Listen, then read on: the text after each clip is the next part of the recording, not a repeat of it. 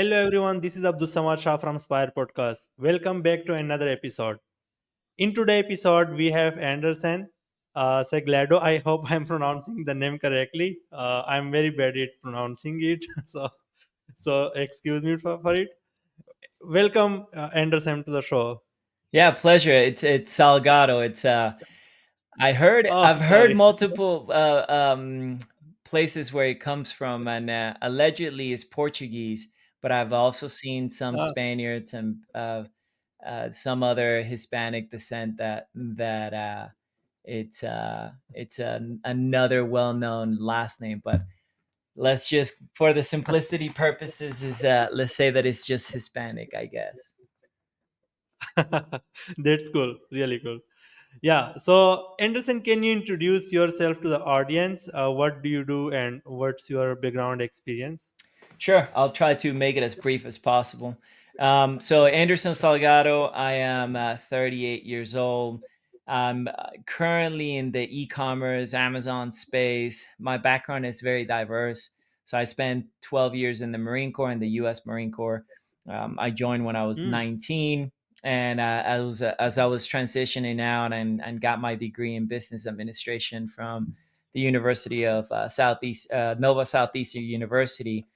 I applied for an MBA program for University of Miami in South Florida, and after that experience, Amazon does a lot of recruitment in Ivy League schools and schools that have a great program in the business world.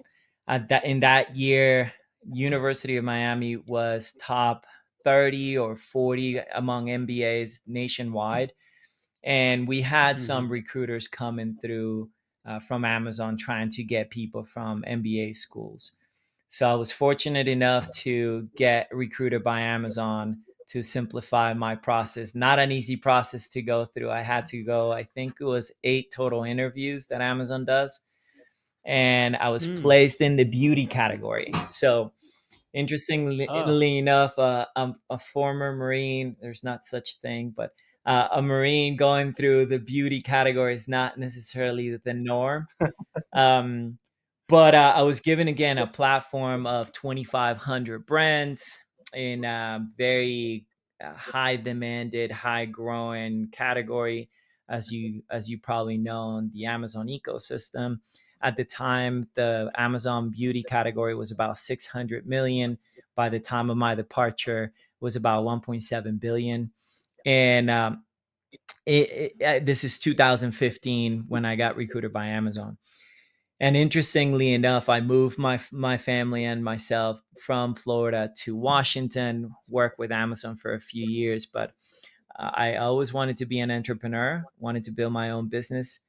And it wasn't until one of the brands that I was working with that asked me for help, ended up exiting and selling the company for $400 million.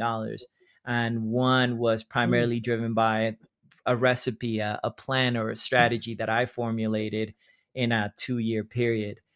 So they exited for 400 million, send me a nice bottle of champagne and chocolates instead of a nice contract. But it did spark that for me. It sparked that high desire to go and build my own thing. So I left Amazon with a nice job. I don't know if you know anything about Amazon, but Amazon pays well enough. They don't pay like Google or Meta, but they certainly pay well. And I left with a nice salary, a lot of benefits to form my own agency to help brands go into the Amazon ecosystem. um, and I haven't looked back since. So this was 2018. I started my agency, started working with brands that had zero to no visibility on Amazon. Some of those companies today do over $10 million on the platform. And ideally, I knew that I wanted to do something more. So started in tapping into other things like what does content look like in terms of optimization. Started looking into data analytics. Started looking in how blockchain and data analytics is going to change the genre. Started looking into AI on how that's also going to change the standards of today.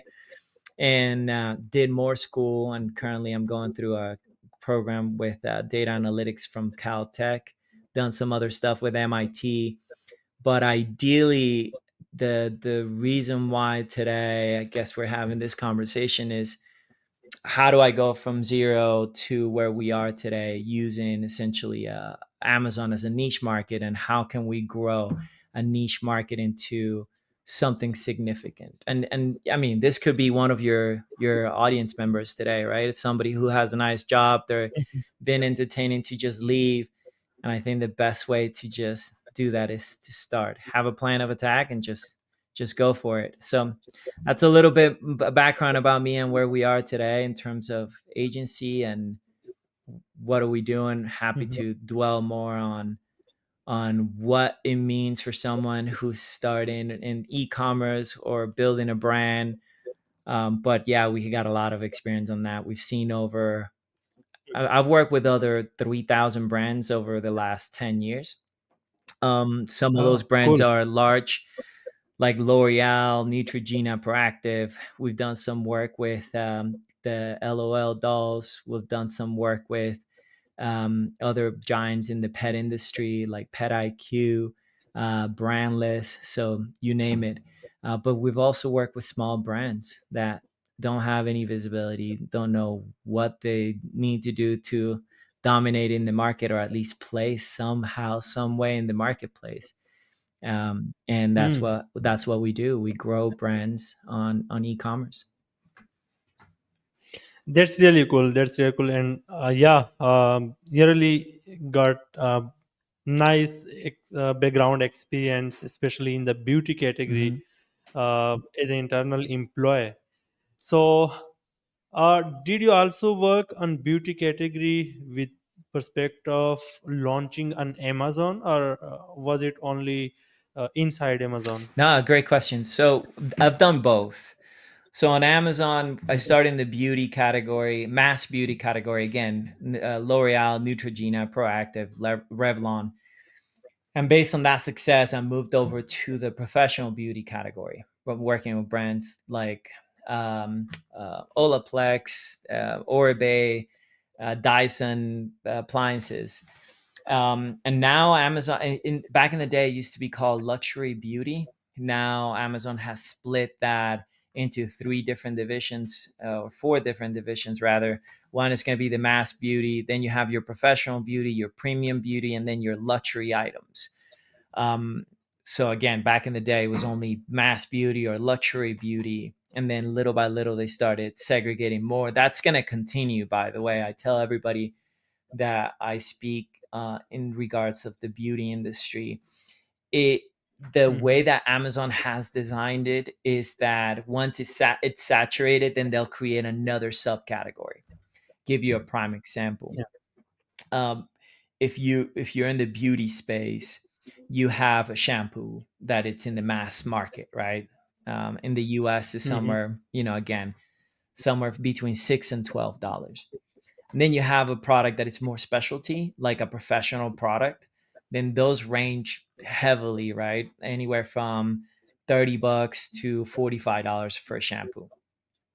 But then you have this like premium category that brands don't know, or Amazon didn't know where to place them. They're not quite a professional product, but they're not quite a mass market product. They could reside within the 15 to 25 or $30 shampoo. So they created this other Mhm. premium category. So it's not a product that is specialty for professionals like a pro product, but is Mhm. high enough where you could place it on a premium pricing model. So then they created this weird premium category. Um, and then you have your luxury products like your Lemire's of the world, which are essentially 80 to 100 to $200 for a 2-ounce cream. So those Mhm. products sell in other platforms, not predominantly on Amazon, but I've worked on both spectrums. One directly with Amazon and growing those brands, that's more of a managerial position, more strategically driven, more overall brand category spectrum. And then on the agency side, we actually go super deep into a particular brand and we have launched Mm-hmm. multiple products and brands on those categories, all three of them: mass market, pro beauty, and mass and premium beauty. Never really on the professional side because they're too unique and they require a lot of marketing, both dollars and material. So have I done it Yeah. both? Yes. Today we specialize primarily on launching brands, and we tapped into a very nice niche market, which is Italian beauty.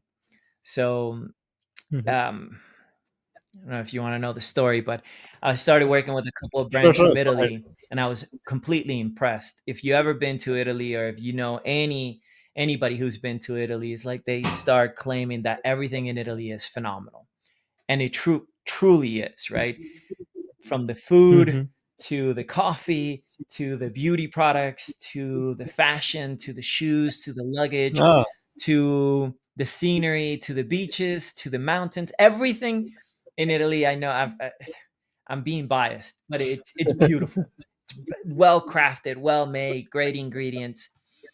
I started working with two brands, one in the shampoo and the hair care category, and another one in the skincare.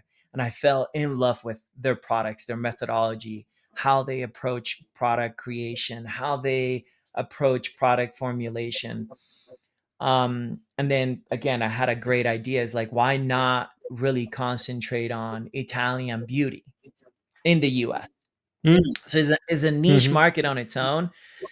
So the agency kind of evolved also into creating our own marketplace, which it's up today by the name of Dall'Italia. So DALLITALIA.com. So it's dall'Italia.com.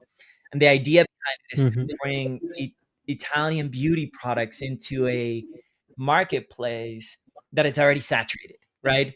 And the reason why we did that is because of a particular niche market of understanding really, one, you can bring any product from Italy, which is our ultimate goal. But two, how can we Mm-hmm. really diversified within a niche market in order for us to have a good grasp of what's going on today, but not necessarily try to compete directly with Amazon. It doesn't make any sense. So it kind of formed into this new generation of where can we go to really understand and piggyback on the success of Amazon or the giants like Shopify, Amazon, Etsy, eBay, etc., without really being a Mm-hmm. competitor to them, and enhance our visibility with their platform as well. So it's looking into, again, where's the blue horizon, and but where can we still really win by piggybacking on the efforts of other giants like Amazon or eBay or Shopify. So that Mm-hmm. was the birth of Dall'Italia, right? To really get something that was unique and niche on its own, but still large enough where we can go and make some good money. Um, and beyond the money is like where can we really put ourselves and put ourselves in some sort of legacy where I'm not just doing a job to make money, but we're really trying to create something new. And that's where my thought process began. And the importance of why innovation and niche markets do really pay off in the long term. That's great. That's great. Yeah, thank you so much for that, for sharing, yeah, the insights. So, if there is, let's say, a factory who are manufacturing beauty products, and they want to come on Amazon, so what should be their first step? Or, for example, you can say, what should be the roadmap for them to scale that product or the whole niche on Amazon? Great question. So, and just to reiterate the question, if you're a manufacturer or you're a brand and Mhm. you're trying to launch in the Amazon ecosystem, what are some of the steps you should follow in order for you to be Yeah. successful on that platform? Am I getting that question correctly? Exactly, yeah. For example, what should be the tips or the uh, uh, Steps. considerations we should take for selecting the product. Obviously, for example, you have a big catalog, let's say 50 products in your catalog. Sure. So what should be the criteria to select and pick the products with which you should go initially to launch that on Amazon, and then how to scale it, and then when to launch the rest of the products, or what should be the criteria to scale the whole niche? Yeah, I'll break it down into two separate sectors, right? So if you are a manufacturer that has Mhm. a small catalog, manufacturers are finicky though. So if you're a manufacturer, majority of manufacturers do their own products and then they also do private label for other people. Those Mhm. manufacturers rarely create their own brand. And the reason why I say that is because a manufacturer makes often more sense of their business by building products for other people, and then they sell the goods to those other people, but not necessarily get involved in the whole marketing strategy growth. Yeah. The only few do. But in the hypothetical scenario where we have a manufacturer with a large catalog of products or a manufacturer with a small catalog of products, I'll address both. If you have a brand, Mhm. let's say for simplicity matter, if you have a brand and you're a manufacturer, and or you're a manufacturer or you're a brand and you want to go into Amazon, what are some of the steps that you should follow to go into that platform by selecting your inventory, allocating funds? What are the steps that you should follow, et cetera, et cetera? I'll set them up Yeah. nice and neatly for you. Number one, you Yeah. have to be the owner of the brand. And the reason why I say you have to be the owner is because anytime that you are a distributor and you're competing with other offers on Amazon, it's a nightmare. You're Mhm. essentially competing for pricing and you're diluting the brand equity. And at that point, you're just trying to win on price, and that doesn't happen. I'll share my screen and I'll show you a little bit of what I'm talking about. So by Sure. Sure. being the owner of your brand, whether you're a private label, whether you're a manufacturer with a particular brand, or you're a distributor that has the exclusivity from the brand to distribute in the US or any other part of the world, as long as you have ownership of the brand, that's number one. So we Mhm. treat it like step number one. Why is this so important? If you're not owner of the brand, you're limited on your capacity for growth. Meaning, um, I'll put an analogy. If you're renting your home and you want to make some improvements, you go and say, why am I going to do this if I'm going to move out in a year or two? Right? Mm. Or you do things that do not make sense simply because it's cheaper. Example, if I have to change a window, I call the landlord and it changes the window. But if I want to put blinds, I'm going to put the cheapest blinds possible because it's not my home. Versus if I own it, Mm. I'm going to put blinds that are going to last longer because it's my place, right? And I don't want to buy something cheap that I'm going to have to change in 2 years simply because I went on the lower end side. So if you're an owner, if you're going into Amazon, I highly suggest and recommend having some sort of equity or ownership stake on the brand. Whether you have the rights Mm. of the trademark, whether you are exclusive distributor and you have trademark rights, or both, or you're the manufacturer who happens to have also the brand, or you're a private label, create your own brand, buy the trademark, do something that you Mhm. own the rights of the brand, even if you don't own the Or right. maybe the patent as well. Exactly. And even if you don't own the formulation or the IP or the technology, have something that Mm. says, Abdus, Abdus technology. That's it, right? You have to have ownership. Yeah. Because anything from there will be expanded tenfold. So number one is ownership. Number two is, you're right, you have to select the catalog, but you also have to select your budget. And what we do is we create a forecast. I give you another analogy, and I think this will resonate with a lot of people who listen. If you don't create a forecast and you don't create a plan of attack for Amazon, if your intent is like, well, we got pretty good margins on the product and we have a great product, we're just going to launch it on Amazon. That's That's the right mindset, but the wrong approach. And the reason why it's the wrong approach is because it's like you saying, well, I'm going to go drive somewhere, but I don't know where. Nobody Mm. does this. So if I'm going in Yeah. some sort of road trip or an adventure, even if I'm going to work, I don't just drive, right? Granted, I work from my home office, but I don't just drive in hoping that it works out, right? I have a plan of attack. Me being the perfectionist, neat freak I am, unfortunately, if I'm going on a road trip, I'm gonna go and say, okay, at what time am I gonna wake up? What car am I gonna take? How much is it gonna am I gonna pay for gas? Where am I gonna stop? So, okay, if it is a 5-hour drive, then I'm gonna try to, stop 2 or 3 times, one for a 30-minute break, and then the other one for a couple of bathroom breaks. I got kids, so you got to get those. Am I taking my Exactly. dog or not? Am I taking sandwiches? Or are we gonna eat on the road? When am I gonna get there? When am I gonna get there? Where am I getting to? So am I going to, again, Vegas? And if I'm going into Vegas, where are we gonna stay? And Mm. am I gonna get to Vegas at 2 p.m. in the afternoon and have to wait 2 hours to check in, or am I gonna get to a time? So all of this is already preset, yet I have to plan for it. Yeah.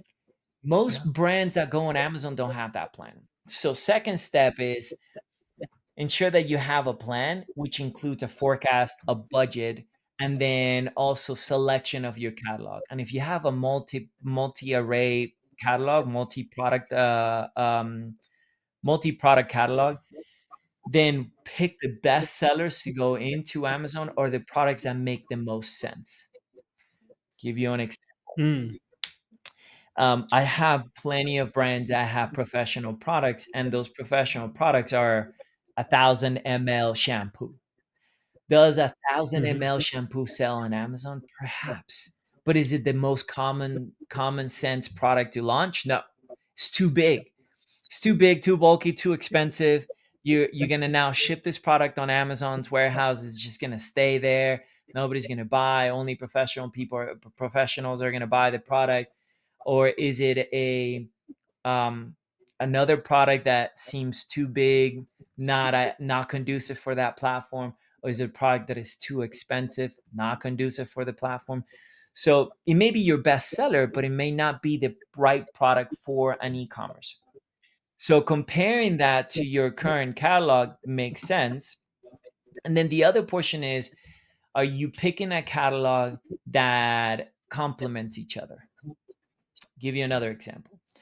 If I Mhm. am a shampoo manufacturer or hair care manufacturer, and I have 30 different shampoos and only two conditioners, am I going to put 30 different shampoos and the two conditioners? No, right? Too much inventory. Mhm. I may Yeah. select, okay, which ones are our bestseller shampoos and the size that we need, but these two conditioners really match well with these two shampoos. So I'm going to put those four, right? Mm. Do I have a styling product that goes with it? Well, yeah. Okay. The same thing applies if you are a textile manufacturer. If I have shirts, then I'm going to go into Amazon with and maybe have 100 different styles of shirts. Am I going to put all of them? No, I'm going to put a selective few, but then I have a complementary product. Let's say that I have a best selling hat that goes with the best selling, or a good shirt and good shorts. Okay, I'm going to complement those three. So I'm looking for my lifetime value of the customer, but I'm also complementing my catalog so that the customer, when Mhm. they find my brand and they like it, they can find another product that they can buy on that set. And then I'll go into the third one. I'll be brief. So the third one is, we want to make sure that content is in alignment with your brand. I'll share my Mhm. screen briefly and you can see what I'm talking about, if that's okay with Sure. you. Go ahead. All right. So I'm going to just select a random product here from the platform, and then we'll go into details for that particular brand. So Let's say that I go into a facial serum, and in this particular case, I'm going to select this guys. They're, great sellers on the platform, right? So if you notice right here, when they create the brand presence, content is king. So in this case, this Mm. brand is using every trick in the book to get customer acquisition and customer retention.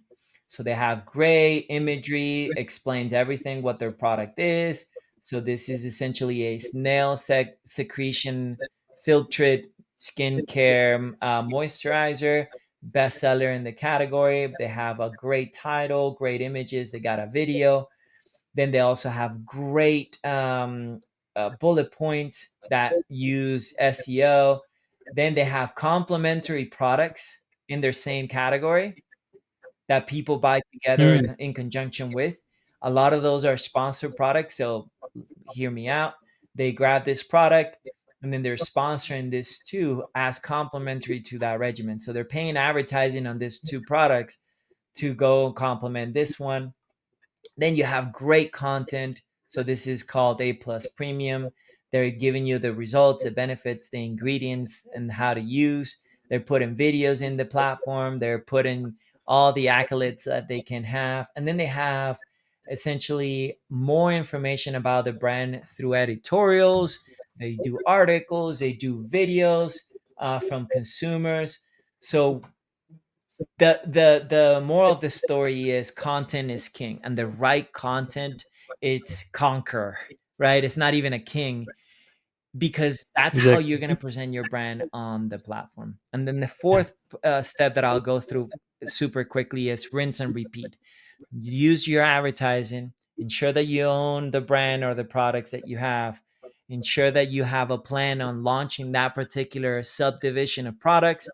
Content is king, or content is conquer. And then add the ads and the volume that you have, and then rinse and repeat every single time. That's the best formula that I can provide you on Mhm. success on Amazon.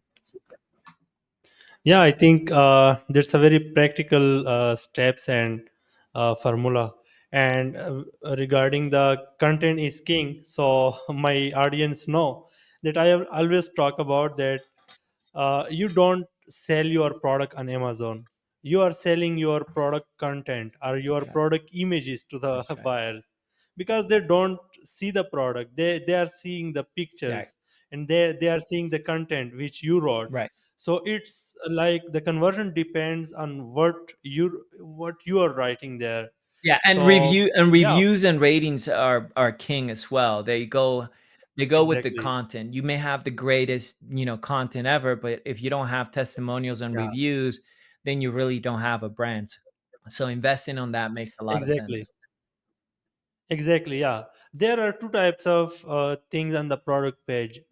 Number one, which you can control, like the content, the written content, the images, and then the uncontrollable, which is not in your control, either in Amazon control or either in the buyer control, like the review and rating and the uh, other stuff coming from Amazon. Mhm. So yeah, the things which are in your control, like content, images, etc., you should optimize it to the optimum level. 100, And 100%. yeah. And you're right, right? Mitigating with controllables and uncontrollables is key. So on advertising, you control essentially how much you want to spend on advertising, but you can't Hmm. control where the advertising is placing, whether it is at the top, at the bottom, in the middle of sponsor ads. So that's something else that you have to mitigate with. The question is also, am I my expectations of this control are within the parameters. And if the parameters are good, then keep going, right? If the parameters are not good, then you have to probably reassess and see essentially what has to change. That's why the strategy makes so much sense. I give the brands the breakdown of follow. If I have a brand and already does $10,000 on Amazon, where do you want to be in the next 12 months? It's not as simple as say, hey, we're going to do $1 million. Okay, you're going to do $1 million. Yeah. Great. That means that you're going to have to grow your monthly sales by 10x, right? So you Hmm. have to do you Yeah. have to be between 90 and 110,000 on average per month. So $100,000 to make it to the 1 million. which means that are you willing to spend 30,000 or $40,000 a month on advertising? Well, that's too much. It's like then you don't want to do Mm, $1 million. On top of that, exactly. you don't have the inventory to fulfill $1 million of merchandise, because $1 million of Yeah. merchandise or $1 million in sales, it's somewhere around on average $300,000 in merchandise. And you don't Mm, have the capacity exactly. on Amazon right now because you only have limitation of 1,000 units if you're starting.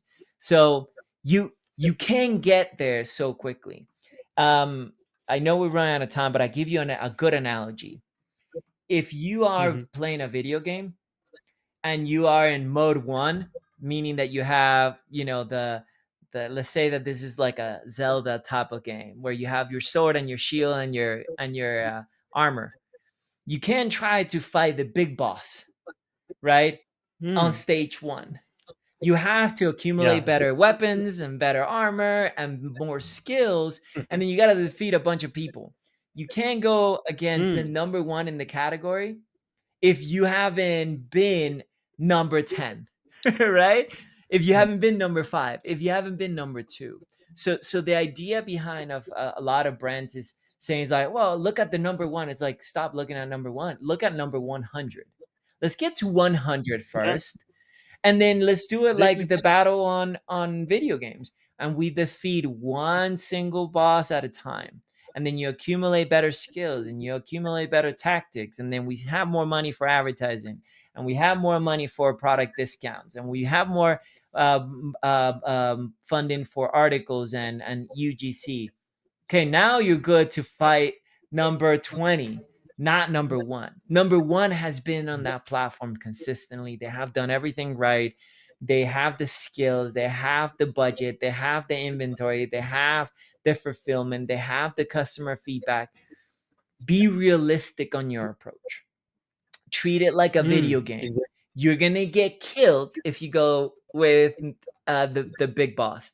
Just go with, like, let's go and fight one at a time, right? Let's go and get from number 300 to 100, and number 100 to 80, and 80 to 50, and so on and so forth. Otherwise, you have the wrong approach to a platform that is essentially rewarding you by tenure.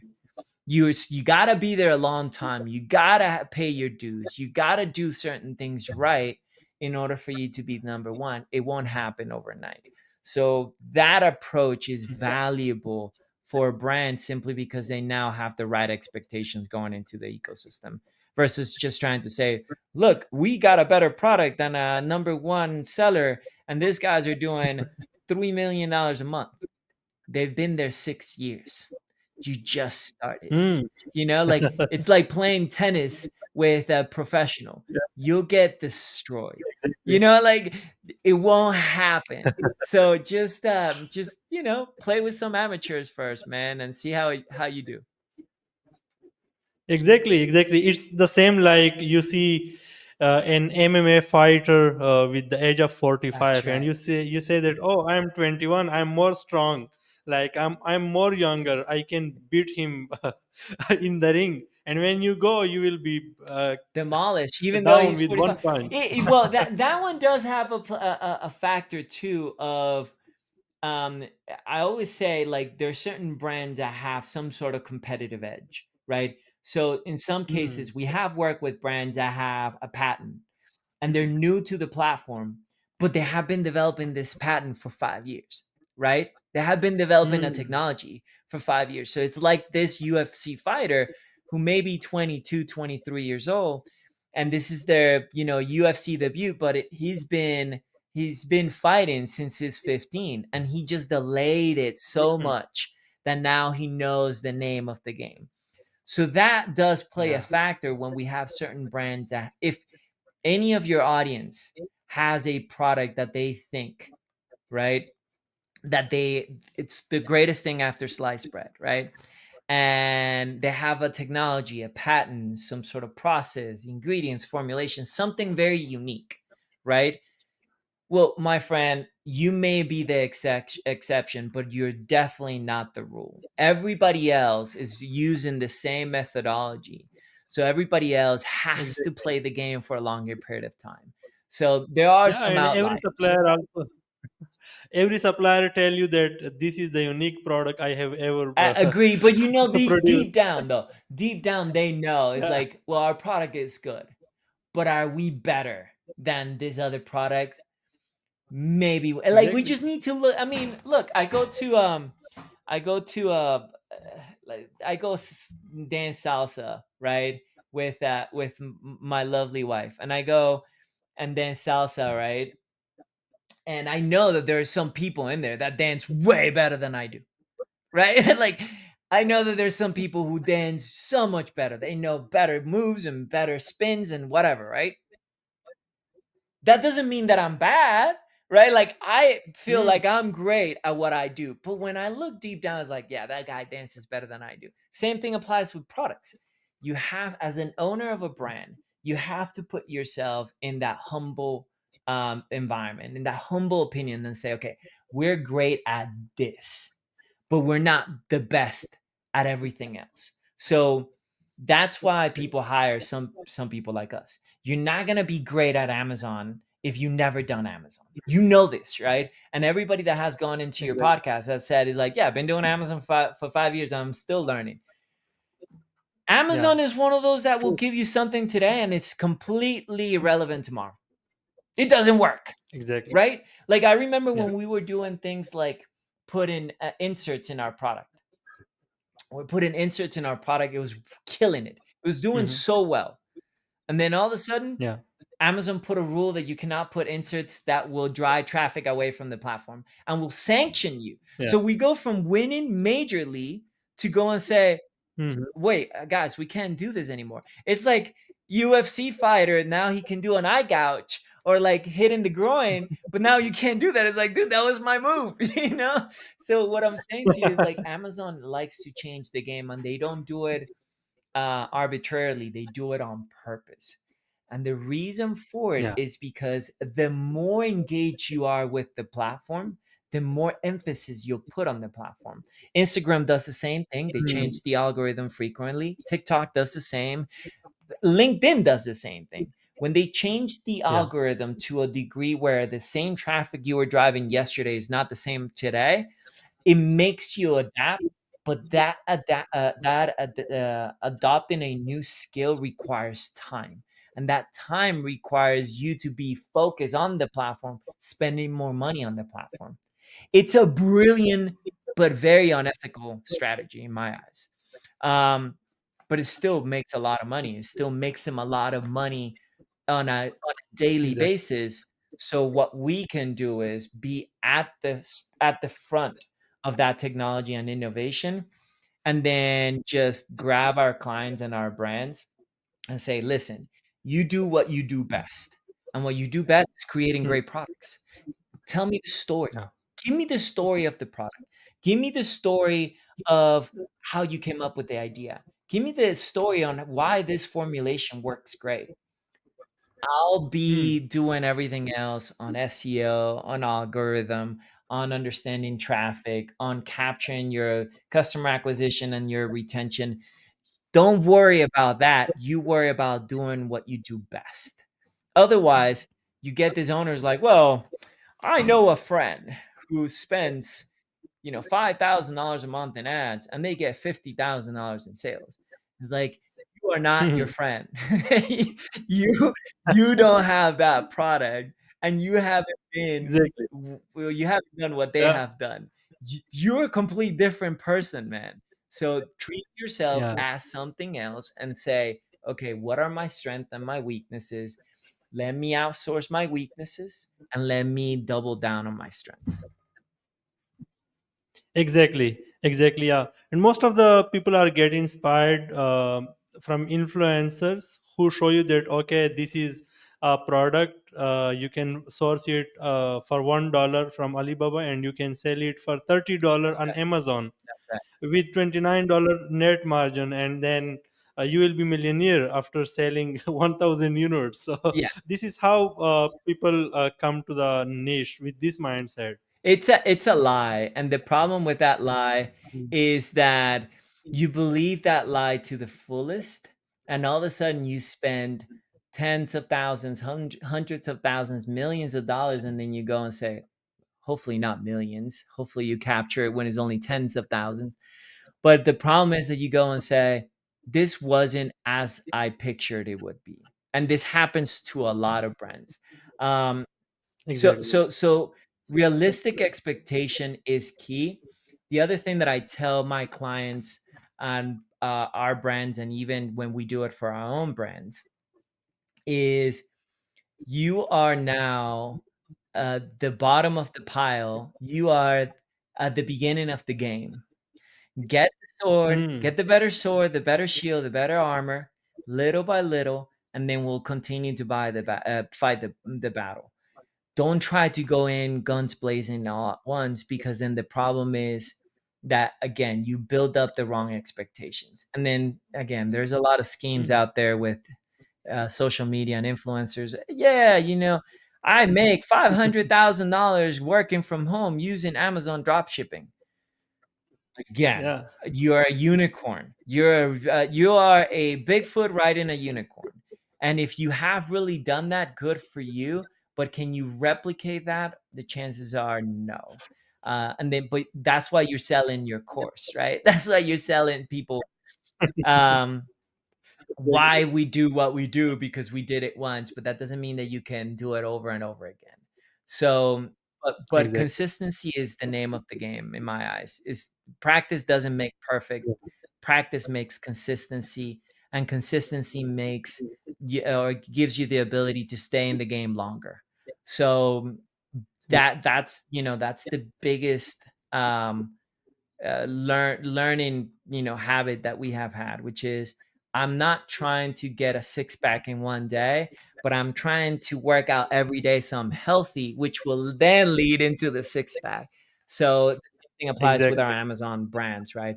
It's like we want to play the game as long as possible with being profitable. It's not a matter of whether we're the first ones on the category or not. The idea is really have Exactly. our own expectations of the growth and brand with our own strategy, and Amazon serving as a channel of distribution to really grow the brand, and then have that end result. Whether we want to exit, we want to sell, we want to acquire, we want to be acquired, or we want to go public, there's gotta be some sort of ending to the whole thing. Otherwise, you're just again driving endlessly, not knowing where you need to go. That's great. That's great. And yeah, it's a long-term game. If you are coming to Amazon, thinking that it's a passive income, so it's not. It's a hard income, Yeah. not actually active income. It's a hard It's a income. hard it's a hard earned, you know, uh, time Exactly. management income, not necessarily like, "Oh, yeah, I'm only gonna spend 4 hours a week, and I'm just gonna see my sales grow." No, my friend. It requires time, Exactly. effort, a lot of patience, and it's just getting harder. It's not gonna get easier. We already see it with the numbers. We already see the amount of brands that there are in the platform. We already see the competitive products. You're not the exception. You are another player in this massive game. The question is, can you endure? And if you can endure positively, then you're winning. You're winning the game. Exactly. Exactly. So once we launch the product and the product goes live on Amazon, now there are two broader launching strategies which people adopt with respect to budgeting. One is aggressive budgeting. You spend aggressively on the ads and to push your ranking and spend a lot. Mhm. And then when you are ranked, you get reviews and you establish the organic orders channel, and then you decrease the ads somehow. And then this is how this strategy works. Second strategy is to go slowly, get the momentum slowly, and then profitably as well.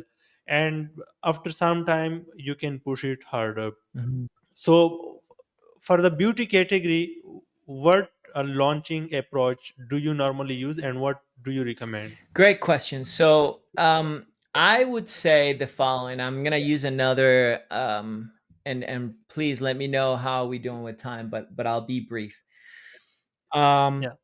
I use the same analogy that I would if you're trying to lose weight and gain muscle, right? You can Mhm. lose weight and build muscle simultaneously. It's very hard. Mhm. Okay. Treat the Yeah. same Yes. analogy for your brand. You can be getting a ton of growth and being very profitable simultaneously, right? You can It's lose very hard to weight explain this and gain to muscle clients.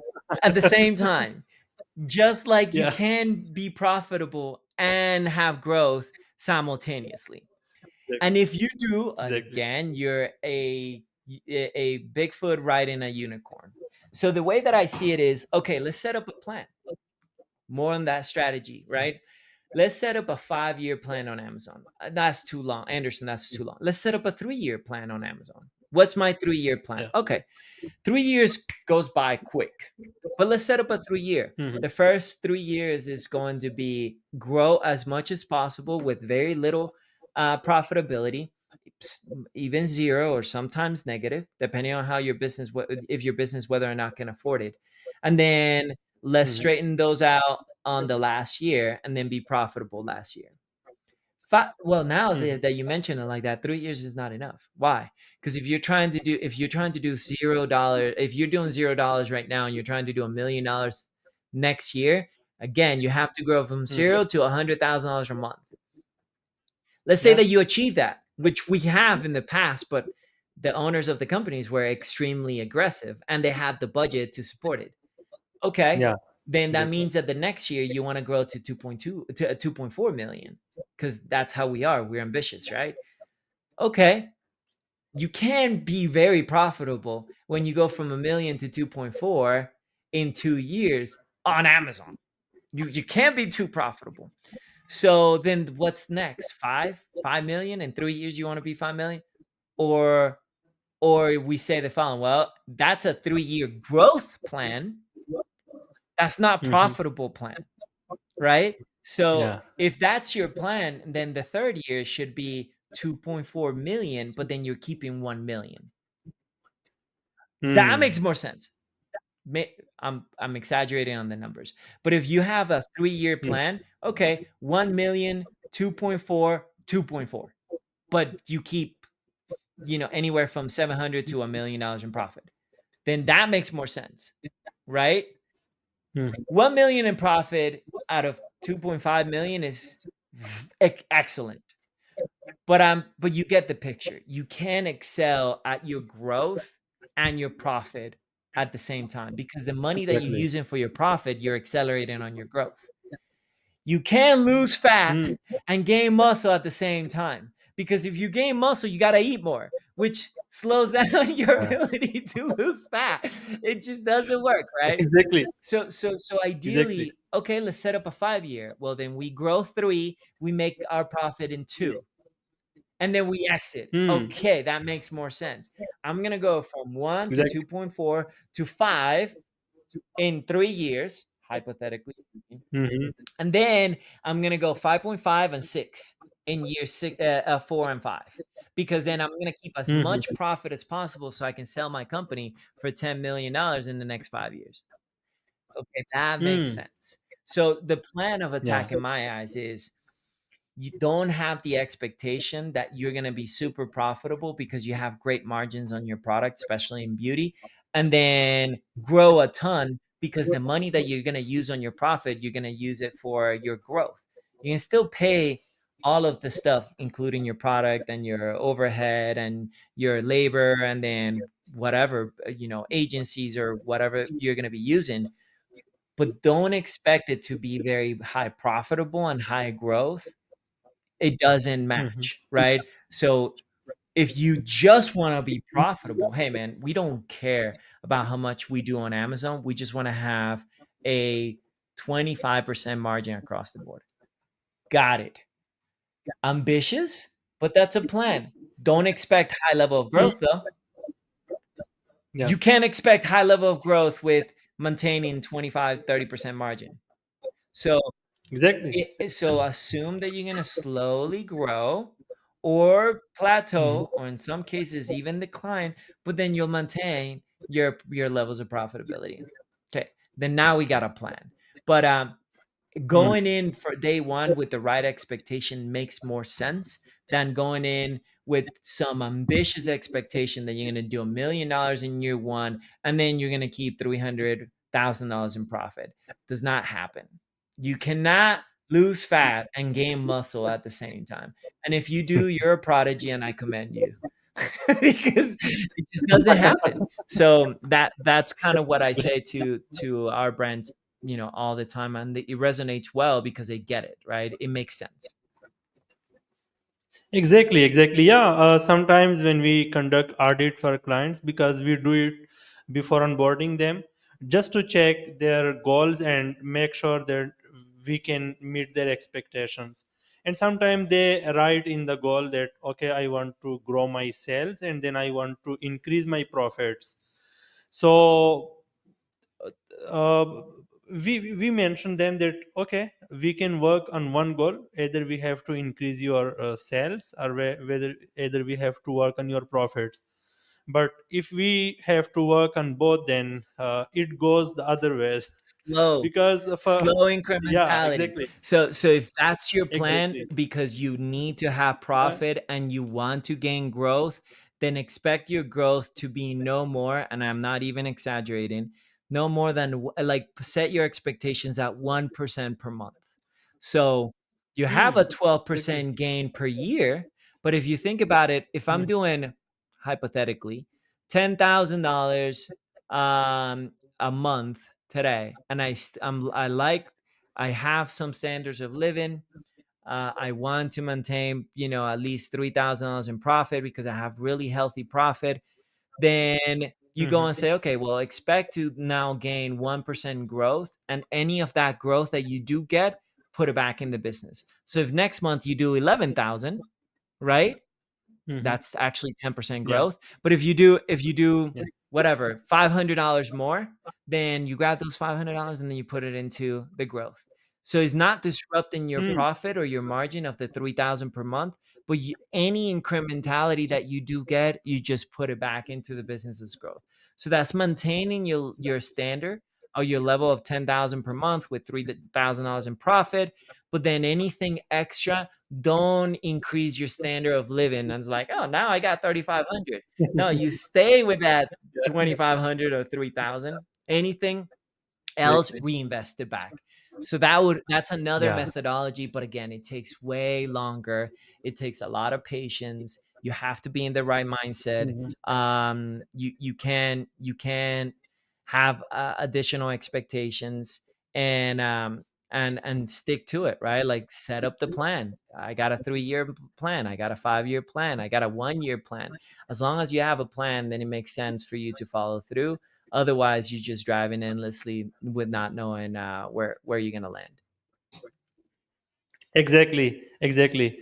Yeah, guys, I hope you got some motivation. Not motivation, realization. Both, both. Yeah. We talked about the realities of launching on Amazon. So if you are launching your new product or even your brand, go with the reality in mind. Don't expect too much. And Anderson, thank you so much for the insights and for the reality talk. No one talk about this, if especially they want to grab some clients. So thank you so much for the honest podcast, and thank you so much for giving us your precious time. I loved talking to you, and I Likewise. hope I will catch you soon for another episode. Yeah, let's do another And one. I hope you will be available. All right. Thank you again for your time. Thank you so much. Thank you so much. Have a good day ahead. Bye Bye bye. bye.